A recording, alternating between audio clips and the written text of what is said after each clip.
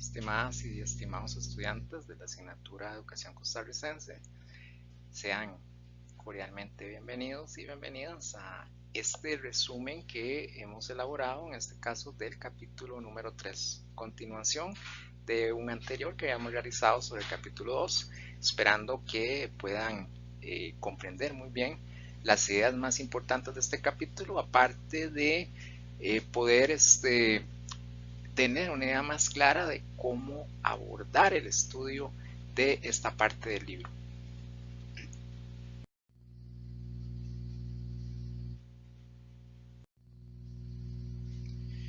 El capítulo número 3 lleva por título Desarrollo de la educación costarricense de 1900 a 1970.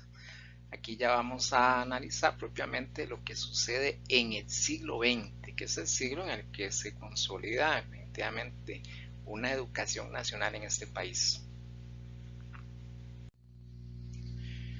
Hay un propósito general claro en el capítulo, ¿verdad? Que es poder ir visualizando cuáles son los cambios, cuáles son los avances que va registrando el sistema educativo costarricense desde que empieza el siglo XX en 1900 hasta el periodo de 1970.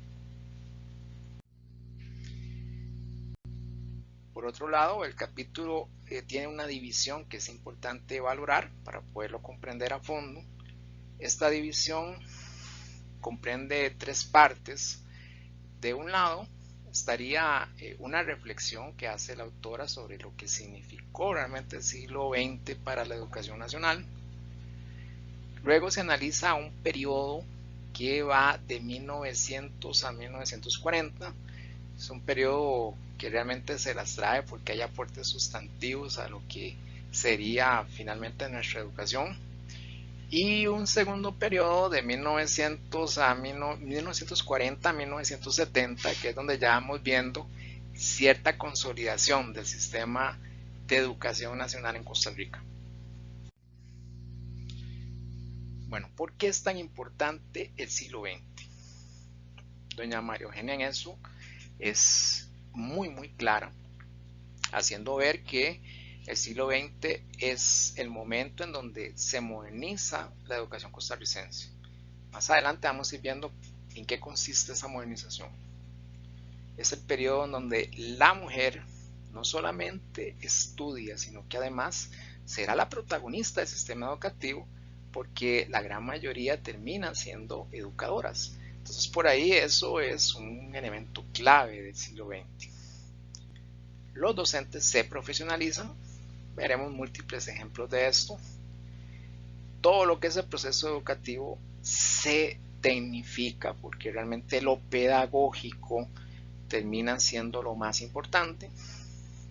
Se dan muchísimos cambios, muchísimos avances, reformas sustantivas y se consolida esta idea de que la educación es primordial para lograr el desarrollo. Ya veremos algunos ejemplos. Quedamos claros entonces que aquí se abordará el periodo del 1900 a 1940. Se proseguirá con el periodo de 1940 a 1970 y los siguientes años serán, digamos, objeto de estudio ya en el capítulo número 4. Bueno, 1900 es muy importante porque marca precisamente un periodo post-reforma en el país. Recordemos que en el siglo XIX, al cierre de esa centuria, se aprueba una gran reforma educativa, la de Mauro Fernández, entre 1885 y 1889. Y por lo tanto, ya en el siglo XX lo que vamos a ver son los resultados, los productos de esa gran reforma. Por ejemplo, el énfasis en lo pedagógico. Vamos a ver que aparecen innovaciones metodológicas, aparecen iniciativas curriculares muy interesantes, sobre todo programas de estudio novedosos. El gobierno, el poder ejecutivo está muy vigilante de lo que sucede con la educación. Las influencias de ciertos enfoques como el de Pestalozzi, el de Montessori, la escuela realista, empiezan a tener un impacto, ¿verdad?, en el país. Por eso es que hablamos de un periodo muy pedagógico. Bueno, muy interesante el tema este de la educación de adultos. Empieza a tomar forma. Y aparece la educación mixta. Ya no vamos a tener eso de instituciones para hombres, instituciones para mujeres. Aquí hace presencia la llamada coeducación en aquel momento. Y bueno, aparecen figuras destacadísimas. En imagen una Carmen Lira.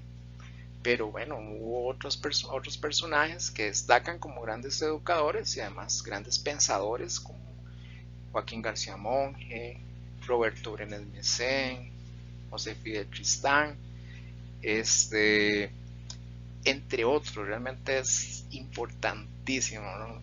Todas las figuras descollantes que va a presentar este periodo de 1900 a 1940. Por otro lado, bueno, hay una mejor preparación de los docentes, inclusive hay pues algunos que viajan al extranjero becados y se forman y después regresan al país a impartir todo ese conocimiento que obtienen fuera del mismo. Se valora mucho al docente y hasta aparece el primer reglamento, ¿verdad?, de lo que sería el magisterio. La docencia realmente empieza a valorarse como una profesión, se incorporan nuevas asignaturas, se incorporan nuevos métodos didácticos, como el caso del fonético o el de la experiencia, en fin, para que ustedes valoren realmente esos avances que empieza a tener el país para el siglo XX en el campo educativo. No obstante, de todo lo que sucede en este periodo, me parece que esta institución, la Escuela Normal de Costa Rica, fundada en el año 1914, probablemente represente, digamos, el progreso más sustantivo, porque, como recordarán, en las escuelas normales es donde se forman educadores.